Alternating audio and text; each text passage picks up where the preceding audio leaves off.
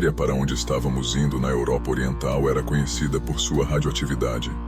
Tínhamos recebido relatos de criaturas estranhas, coisas que pareciam ter saído do laboratório de um cientista insano. Eu não sabia o quanto eu acreditava nisso, porque algumas das descrições que os sobreviventes deram soavam mais como Wendigos e Dogmen do que qualquer animal real. Imaginei que, no calor do momento e sob ataque, suas mentes provavelmente distorceram a verdadeira forma das criaturas, por mais horripilantes que fossem, em algo verdadeiramente apavorante. Éramos 3 indo em direção às sômbrias florestas do leste europeu. Meu amigo Dmitri, que era originalmente do país e conhecia a língua, sua namorada, Ana, e eu. Tudo parecia bastante mundano quando voamos para o país e entregamos nossos passaportes. Não havia sinal dos horrores que nos aguardavam.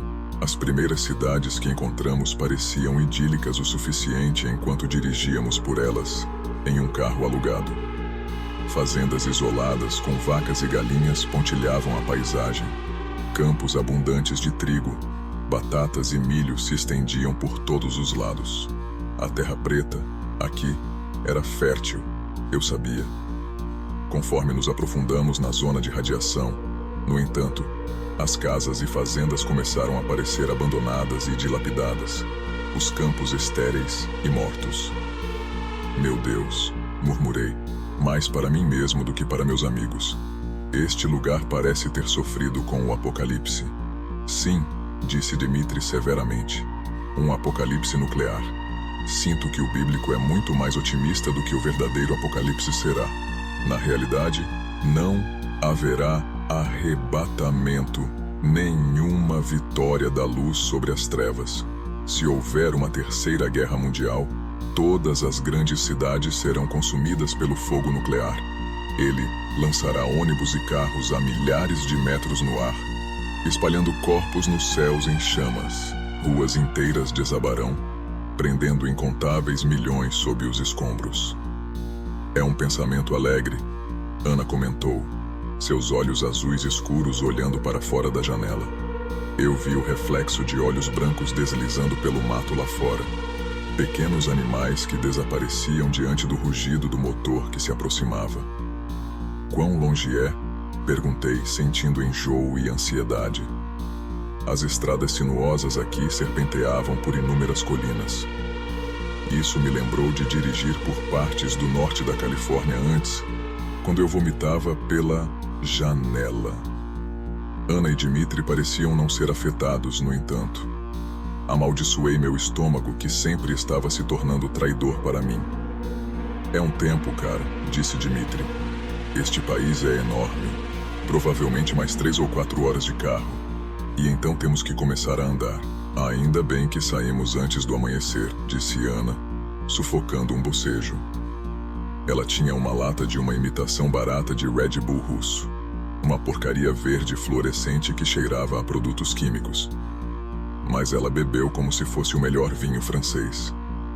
Olhei para as florestas escuras que passavam por nós de ambos os lados, imaginando que tipo de paisagens nos aguardavam nesta terra assombrada. O sol nasceu cedo sobre as colinas suavemente onduladas e a terra preta da Ucrânia, enviando suas listras alaranjadas pelo céu. A viagem tinha sido fácil até agora, exceto pelo enjoo constante que eu sentia no carro. Tomei algumas pílulas para a náusea, desejando poder contrabandear algumas balas de ervas pela alfândega. Mas, aqui, a cannabis era ilegal, e eu não estava ansioso para ver o interior de uma prisão do leste europeu, onde criminosos notórios viviam em condições terríveis. Meu Deus, você viu isso? Dmitri disse com admiração e espanto transbordando de sua voz enquanto o carro freava abruptamente. Olhei para cima rapidamente, meu estômago dando cambalhotas.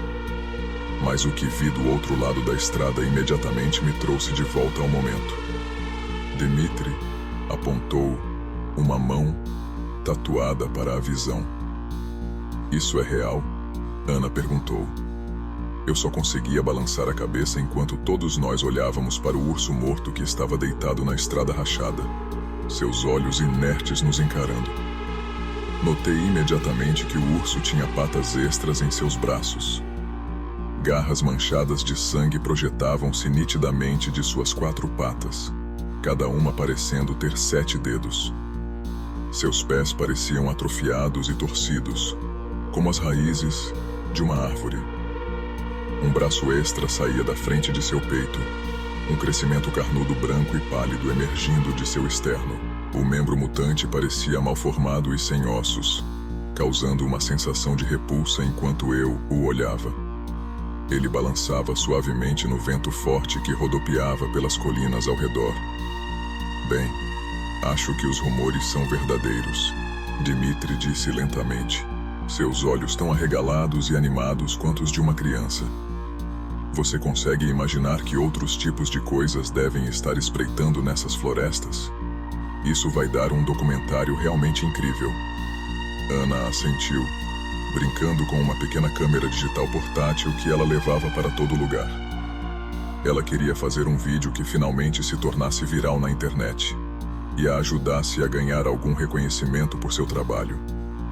Vou gravar tudo, incluindo isso, ela disse animadamente, colocando uma mecha de cabelo loiro atrás da orelha enquanto abria a porta do carro. O amanhecer havia surgido no alto, irradiando os primeiros raios quentes de um dia brilhante de verão. Depois de um longo momento, eu a segui para fora. Dimitri estava ao lado dela, seus olhos escuros arregalados. Ele passou uma mão trêmula sobre sua cabeça raspada enquanto olhava para o enorme urso. Ana deu zoom com a câmera, ajoelhando-se diante da fera imóvel. Seus dedos finamente formados tremiam de excitação enquanto ela se aproximava a centímetros do cadáver. Eu me perguntei como o urso havia morrido, pois não vi nenhum sinal de ferimentos no corpo da criatura. No momento seguinte, eu o vi piscar. Eu recuei, dando um grito rouco e gutural de aviso. Ana estava ocupada olhando para a tela da câmera digital, examinando os dedos e membros extras do urso. Mas o pânico que tomou conta do rosto de Dimitri me mostrou que ele também tinha visto. Ele agarrou o braço de Ana, arrastando-a de volta com fúria repentina. Ela tropeçou, suas pernas se cruzando sob ela. Ela colidiu com ele e eles caíram juntos. Um momento depois, o urso voltou à vida, seus ossos quebrando enquanto ele virava a cabeça para olhar para nós 3. Ele passou uma pata mutante no lugar onde o rosto de Ana estava apenas um momento antes. Ouvi as garras afiadas cortando o ar como navalhas. A cabeça do urso se virou para nos encarar. Ele rangeu os dentes enquanto jatos prateados de saliva voavam de sua cabeça trêmula. Com um rugido primitivo, ele saltou do chão. Virei-me para correr de volta para a segurança do carro, mas quase tropecei quando uma figura pálida saiu correndo da floresta bem na minha frente. Parecia algo evocado em um pesadelo. Estava nu e inchado, sua pele branca com bochechas rosadas e salientes. Parecia ter uma combinação de características humanas e de porco, e ainda assim corria ereto como uma pessoa. Suas íris eram vermelho sangue, suas pupilas enormes e excitadas. Seus olhos redondos se voltaram para Ana e um rosnado baixo e satisfeito irrompeu de sua garganta larga. Observei os músculos trabalhando furiosamente em seu corpo suíno enquanto ele corria em sua direção. Antes que Dimitri ou eu pudéssemos reagir, a criatura agarrou Ana pelo pescoço, seus dedos pretos e afiados cravando-se profundamente em sua pele. Ela gritou como um coelho estrangulado enquanto ele a arrastava para as escuras florestas ucranianas. Seus lábios rosados se retraíram em uma careta animada, revelando as presas afiadas por baixo. Ouvi seus rosnados guturais desaparecerem rapidamente. Ele correu muito mais rápido do que uma pessoa, seus cascos batendo no chão repetidamente em uma velocidade sobre-humana. Ei! Dimitri chamou animadamente, dando um passo à frente. O que você... Uma pata gigante de urso com muitas garras brilhantes bateu em sua perna por baixo dele, fazendo-o voar. Eu apenas fiquei ali, em choque e surpreso, enquanto Ana desaparecia nas árvores. Um único momento depois, o urso se levantou em sua altura máxima, rugindo para nós. Jatos de cuspe voaram de sua boca enquanto seu hálito rançoso nos banhava. Hálito que emanava um cheiro de atropelamento e infecção. Levantei minhas mãos, estremecendo, esperando um golpe que nunca veio. Quando olhei para cima, o urso tinha voltado a ficar de quatro. Ele correu no caminho que a criatura havia seguido, seu membro extra branco e sem ossos pendurado frouxamente em seu peito. Que é isso? Dmitri gritou no chão, balançando para frente e para trás. Voltei à vida, correndo para o lado dele. Vi marcas profundas de cortes em seu jeans azul. Jatos brilhantes de sangue pingavam preguiçosamente das marcas de garras em sua perna esquerda. Precisamos de ajuda. Eu chorei, sacudindo-o.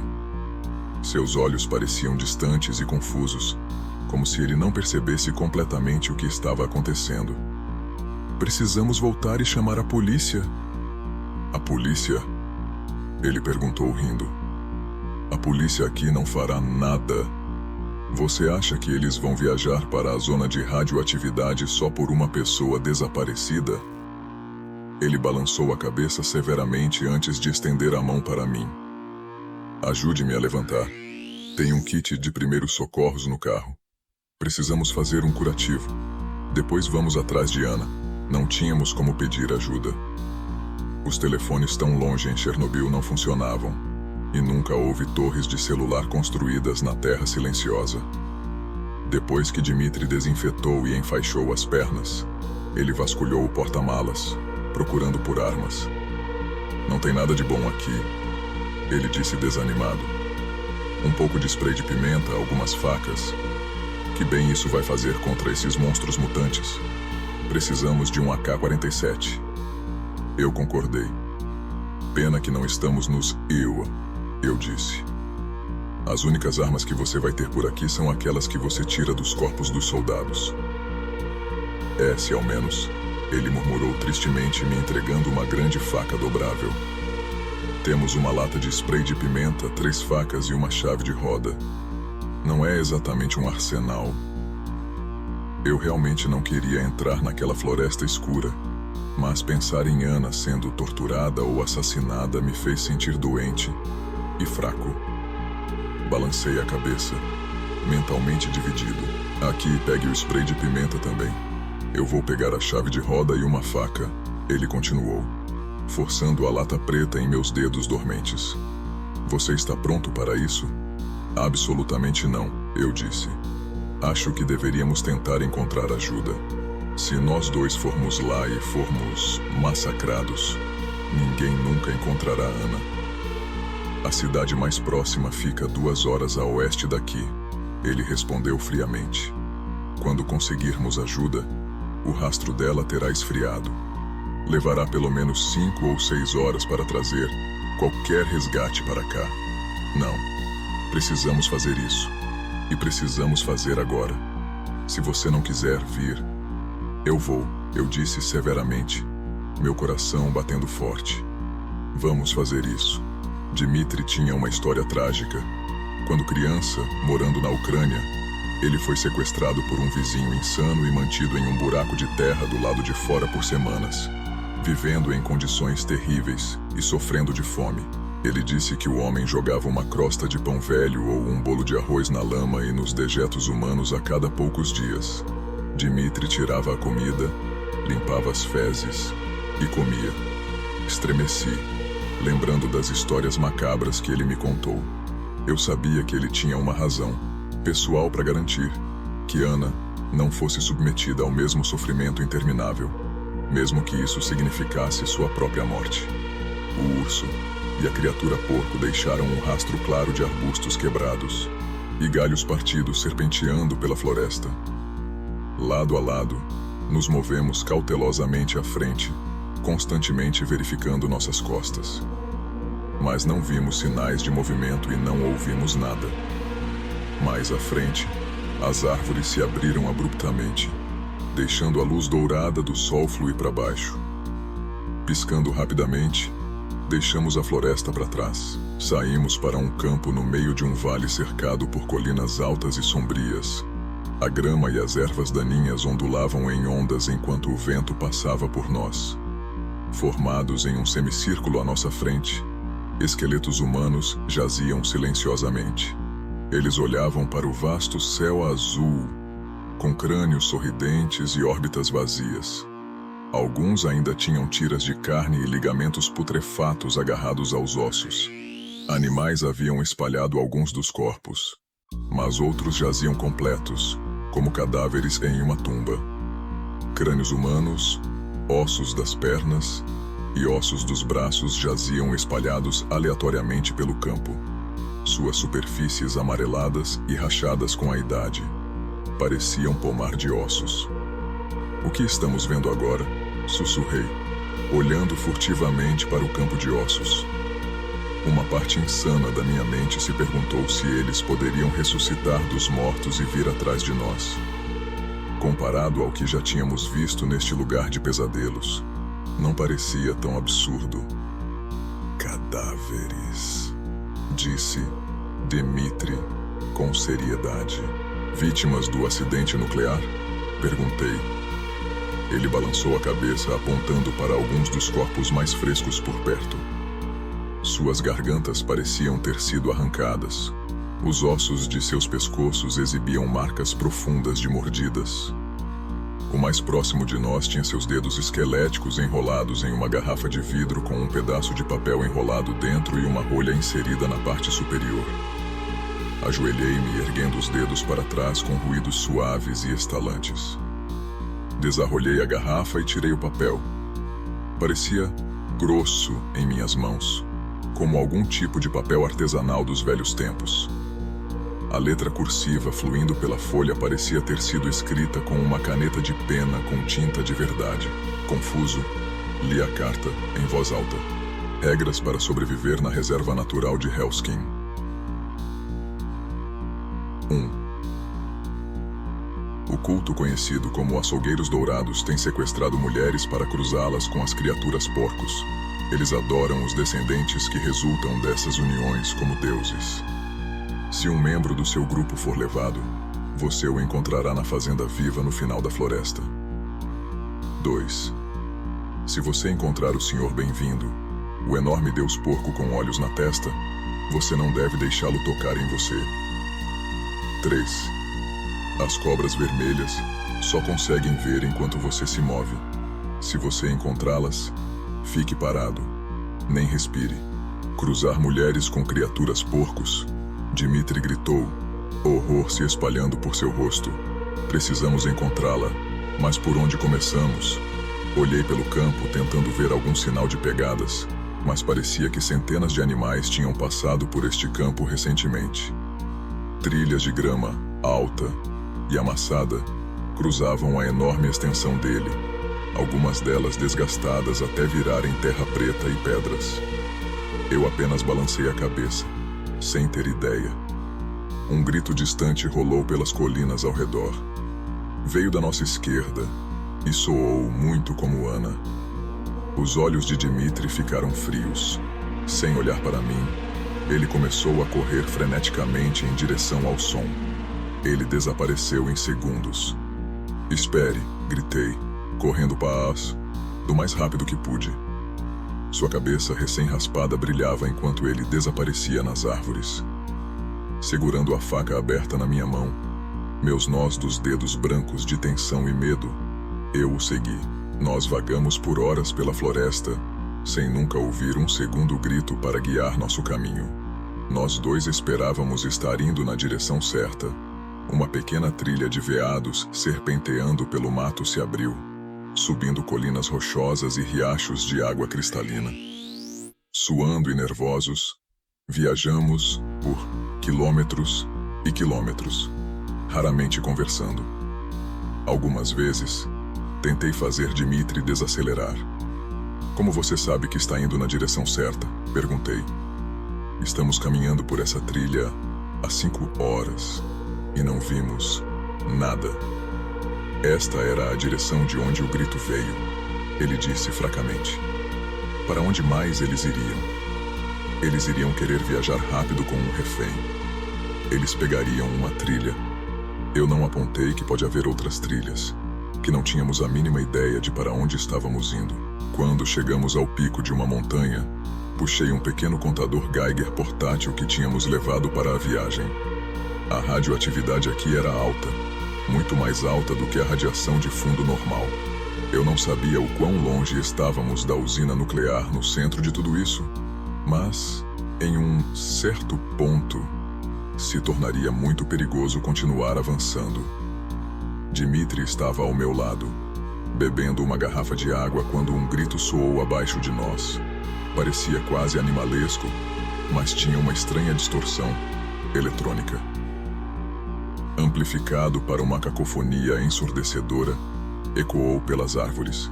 Rugidos muito mais silenciosos responderam das florestas ao nosso redor em resposta, os gritos de ursos e outros predadores. Estes soaram muito mais próximos, no entanto. Psiu. Uma pilha de samambaias grossas disse à minha esquerda, tremendo de repente. Em ucraniano, as samambaias continuaram sussurrando. Ei, você! Eu pulei, balançando a faca na direção do arbusto, observando a lâmina tremer violentamente na minha mão enquanto novas ondas de adrenalina surgiam pelo meu corpo. Dmitri estava ao meu lado, seus olhos arregalados e selvagens. Ele olhou para mim assentindo. Ele tinha a chave de roda levantada como uma raquete de tênis, pronta para atacar. Um momento depois, um garotinho saiu rastejando. Ele era magro como um espantalho, seu rosto manchado de sujeira e imundície, seus olhos escuros, fundos e sem vida bem no fundo de sua pequena cabeça. Ele tinha cabelos pretos e um nariz como um pequeno caroço retorcido no centro de seu rosto. Parecia que tinha sido quebrado repetidamente. Ele não parecia ter mais de 10 anos, mas estava tão emaciado que era impossível dizer. Os trapos e farrapos que ele usava mal cobriam seu corpo, e o garoto estava quase em seu traje de nascimento. Saia, eu disse com firmeza. Os olhos de Dmitri saltaram da cabeça. Não me machuque, por favor. O garoto sussurrou com uma voz rachada e sufocada, seu sotaque dando a todas as suas palavras um tom gutural. Me tire daqui. Minha mãe e meu pai me trouxeram aqui. Eles eram parte dos açougueiros dourados, mas alguns meses atrás, eles ficaram doentes e morreram por causa de todo o veneno na água e na comida. Quem é você, garoto? Dmitri disse, abaixando-se e puxando-o para cima. Observei o garoto atentamente, a massa de urso em uma mão e a faca na outra, procurando por qualquer sinal de violência ou traição repentina. Meu nome é Filipe. Eu venho da fazenda, ele disse, apontando vagamente para o pico mais alto da área. Você não consegue ver daqui, mas é ali. Dmitri se ajoelhou até ficar cara a cara com Filipe. Você pode nos levar lá? Ele disse. Os olhos de Filipe lacrimejaram, mas ele assentiu lentamente. Se você me levar com você quando for embora, eu lhe mostrarei. Ele disse, chorando agora. Mas é um lugar horrível. É o lugar do Senhor Bem-vindo. Filipe nos guiou até a fazenda viva, nos poupando muito tempo. Ele navegou pela floresta como um caminhante experiente, parecendo conhecer toda a área a partir das menores pistas. Uma árvore rachada, caída, ou uma árvore com um redemoinho como um olho, ou uma curva repentina em um riacho balbuciante. Isso nos poupou muito tempo vagando pela floresta onde tudo parecia exatamente igual para mim. Lá, ele disse apontando através de uma abertura nas árvores para a fazenda. Todo o topo da colina estava limpo de árvores e arbustos. Em seu lugar, havia um pesadelo. A fazenda era o lugar mais próximo do inferno que eu já vi. O topo do prédio vivo espiava por cima das árvores altas que o cercavam. Tinha algo como uma torre de sino no topo, quase como uma igreja poderia ter. Mas em vez de um sino, tinha um olho enorme e injetado de sangue. O olho tinha uma íris tão vermelha quanto um coração desmembrado. Sua pupila estava dilatada e insana. Dali, o olho parecia ter o tamanho de um sino de igreja e não tinha pálpebras. Estranhos filamentos brancos, como os de um bolor de limo, o cercavam, descendo para dentro do prédio. Eu me perguntei se esse era o nervo óptico do grande olho fixo. O resto do edifício era tão negro quanto a eternidade, sem janelas e imponente. Tinha uma arquitetura brutalista, todos os ângulos agudos e encostas íngremes. Observei o edifício e o olho atentamente. Para meu horror, percebi que a coisa toda estava viva de alguma forma. O olho girava constantemente em seu lugar, olhando para as colinas ao redor como o olho de Sauron. O edifício respirava constantemente. "Bem-vindos", gritou uma voz abafada e distorcida. As palavras pareciam vir das paredes vivas e respirantes da própria fazenda. "Bem-vindos, bem-vindos." "Que diabos é isso, garoto?" Dmitri sussurrou roucamente. "Onde está Ana?" Philip balançou a cabeça tristemente. "Ela está lá dentro com os outros prisioneiros", ele disse, o medo e o terror evidentes em seu rosto. "Eles os mantêm acorrentados em gaiolas ou presos no porão até a hora do ritual chegar." "E quando é isso?" perguntei. Ele olhou para o céu e para a luz que desaparecia. De alguma forma, já tínhamos desperdiçado quase um dia inteiro. A noite estava chegando e ainda nem tínhamos visto Ana. "Ao pôr do sol", ele respondeu. Dmitri quase pulou com isso. "Pôr do sol? Já está quase aqui. Precisamos ir agora", ele gritou. Eu quase quis rir. "O que você vai fazer?" "Esfaquear aquele prédio enorme com sua faca", sussurrei. "Precisamos de um plano. Talvez possamos queimá-lo ou..." Mas minhas palavras foram cortadas pelo rugido do prédio. Seu grito ecoou sobre as colinas. Foi imediatamente respondido por inúmeros outros, incluindo um que veio apenas algumas dezenas de metros atrás de nós. Agarrei o ombro de Dmitri, meus olhos em pânico se movendo naquela direção. "Tem alguma coisa?" comecei a dizer quando o arbusto rachou sob um peso pesado. Olhando para cima, vi algo horrível nos perseguindo por trás. Parecia um porco, andando de quatro com um corpo gordo e inchado, mas era do tamanho de um SUV. Seus olhos eram como o olho do prédio, vermelho sangue e dilatados.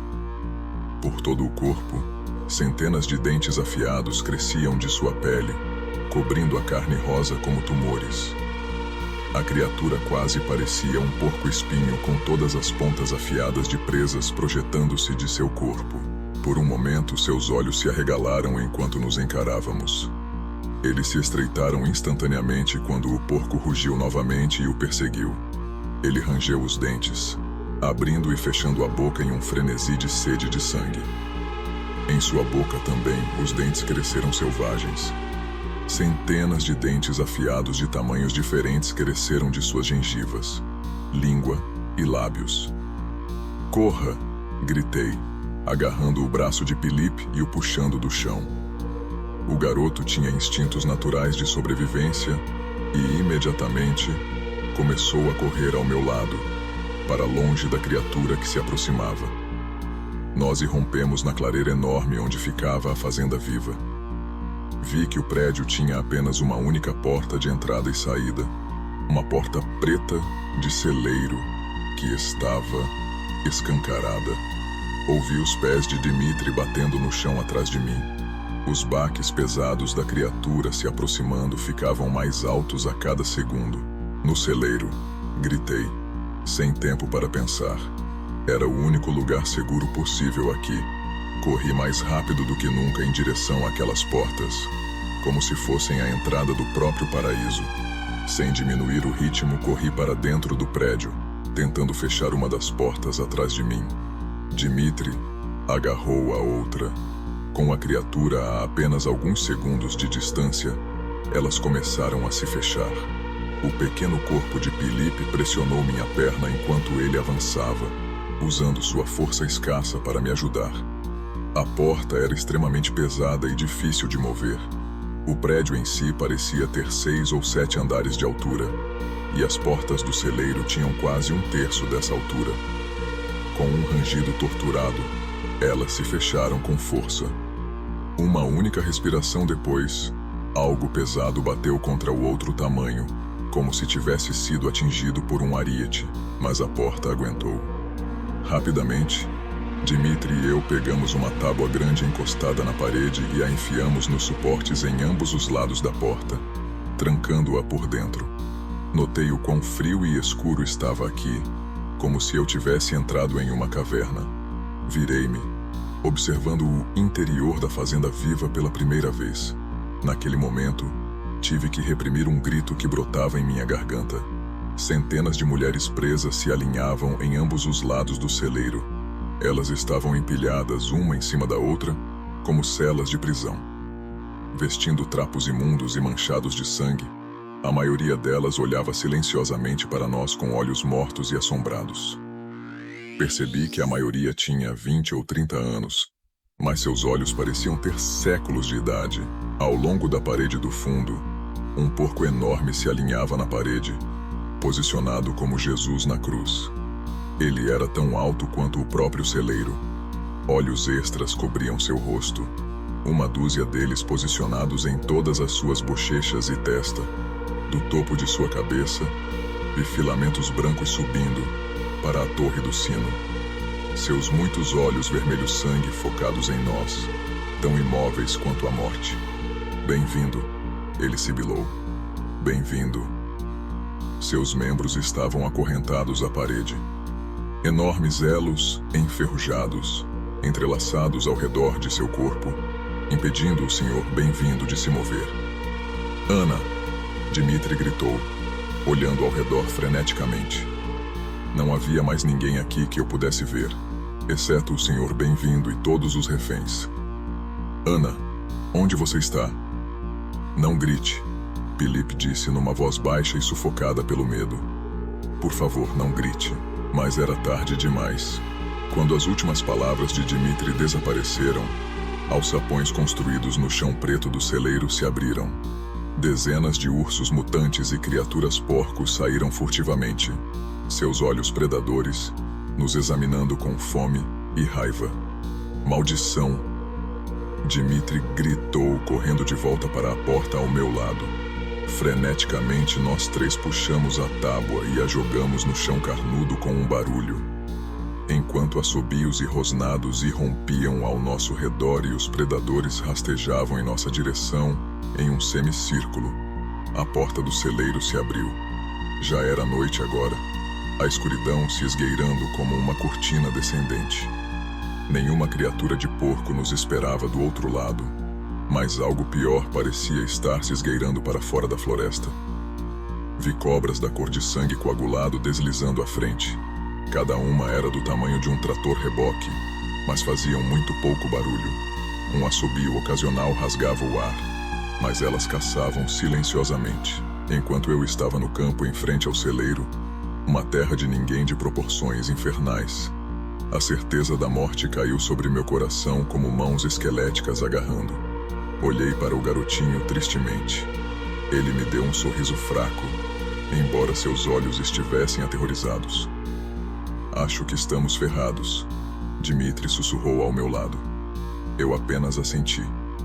Mas naquele momento lembrei-me das regras, e uma ideia me ocorreu. "Fique parado", eu disse. "Nem respire."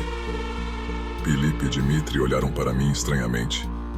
Então o reconhecimento surgiu em seus olhos. Dmitri apenas assentiu, e então todos nós brincamos de estátua. Os predadores do celeiro estavam a apenas 9 metros atrás de nós agora, agachados e nos caçando como um gato com um rato. No entanto, as cobras também se aproximaram, seus olhos pretos e estreitos brilhando com uma frieza reptiliana, enquanto os ursos mutantes e as criaturas suínas se inclinavam para atacar. Fechei os olhos, esperando pelo inevitável. Senti uma súbita corrente de ar ao meu redor. As cobras voaram para a frente em um borrão, suas enormes mandíbulas desequilibradas. Duas presas giraram para fora como canivetes, presas grandes o suficiente para empalar um carro de polícia. Gotas de veneno transparente caíram preguiçosamente das pontas. Mantendo meus olhos fechados, com medo até de respirar ou piscar, eu ouvia os sons de carne sendo rasgada e animais gritando ressoando ao meu redor. Depois de cerca de 30 segundos disso, tudo ficou mortalmente silencioso. Abri os olhos lentamente. Os predadores do celeiro estavam no chão, suas formas horrendas agora imóveis. As cobras se moviam rapidamente, devorando as criaturas sem piedade. O perigo imediato parecia ter passado, mas eu sabia que estávamos longe de estar seguros. Vamos sair daqui, sussurrei, mal conseguindo esconder o tremor em minha voz. Philip e Dmitri me seguiram enquanto nos afastávamos do celeiro. As cobras estavam ocupadas demais com sua refeição para nos notar.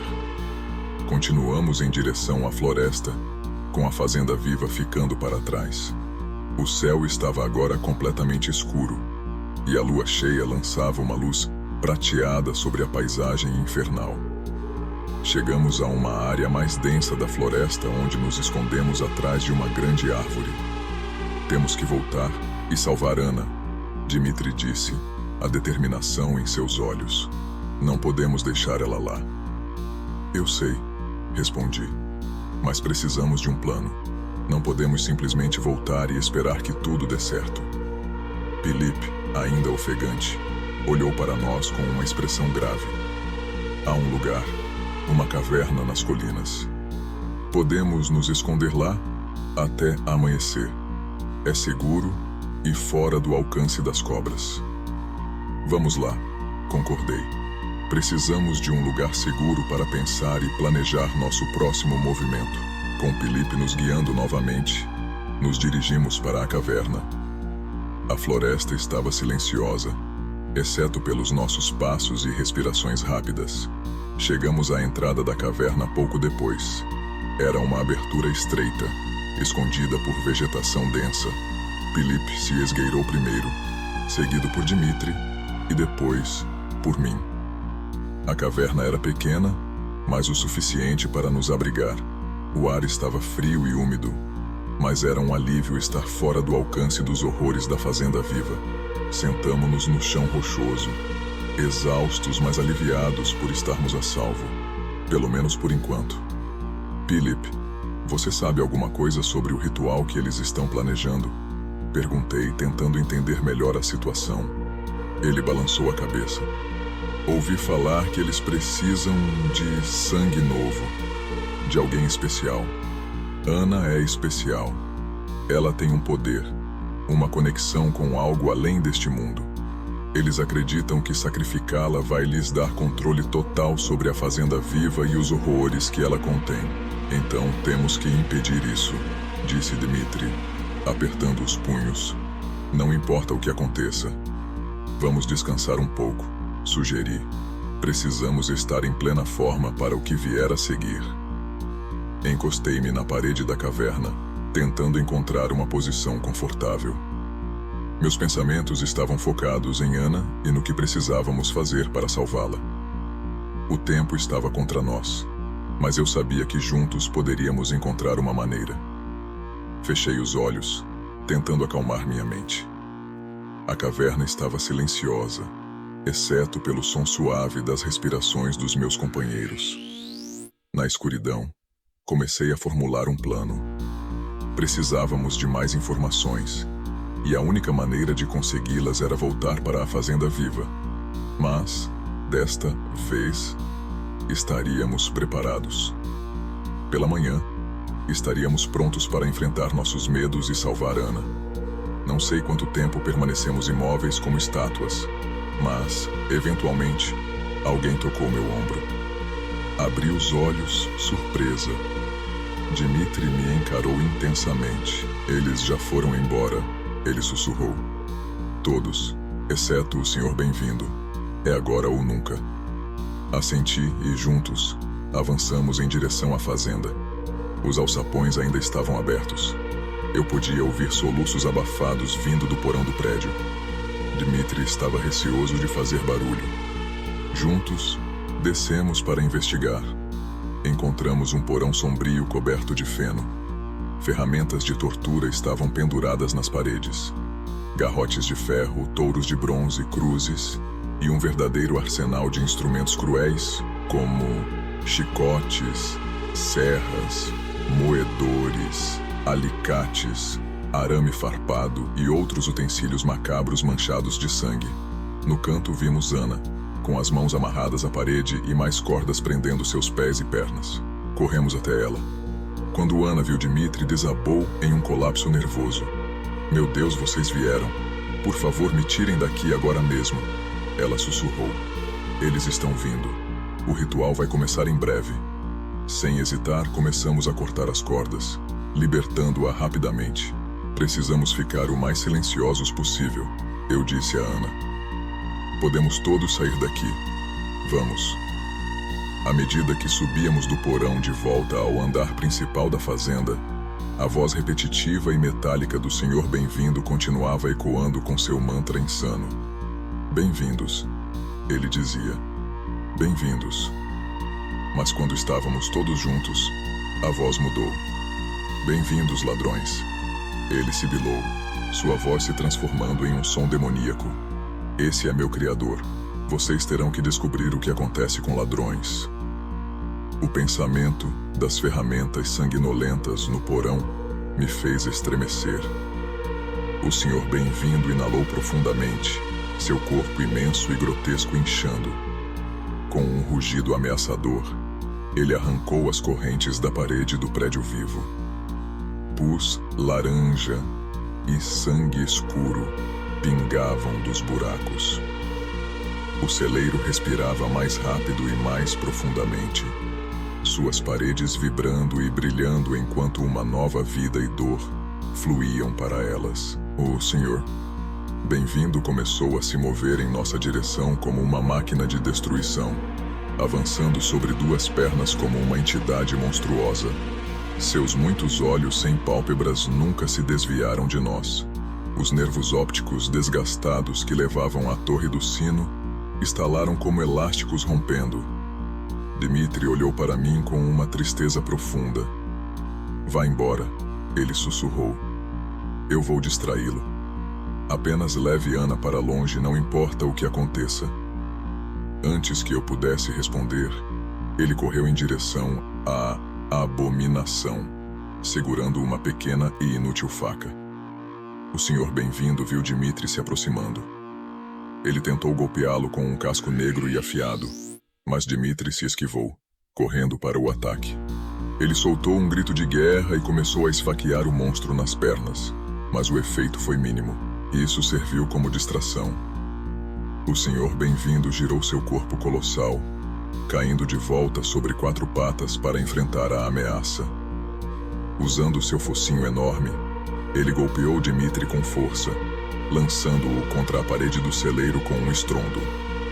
A pele de Dmitri começou a escurecer instantaneamente, como se estivesse sendo consumida por uma chama invisível. Seus olhos se derreteram enquanto ele gritava em agonia, tentando se arrastar de volta para nós. Seus gritos se transformaram em gemidos desesperados. Corra! Gritei, puxando Ana para correr ao meu lado. Philip já estava à nossa frente, desesperado para alcançar a segurança da floresta. O chão tremia atrás de nós com a aproximação do Senhor Bem-vindo, que se movia mais rápido do que poderíamos imaginar. Sabia que nossas chances estavam diminuindo. Continuem. Não importa o que aconteça, gritei para Philip e Ana. Eles correram, seus instintos de sobrevivência dominando suas ações. Eu precisei reprimir os meus próprios medos e me virei para enfrentar a criatura, o Deus porco maligno conhecido como Senhor Bem-vindo.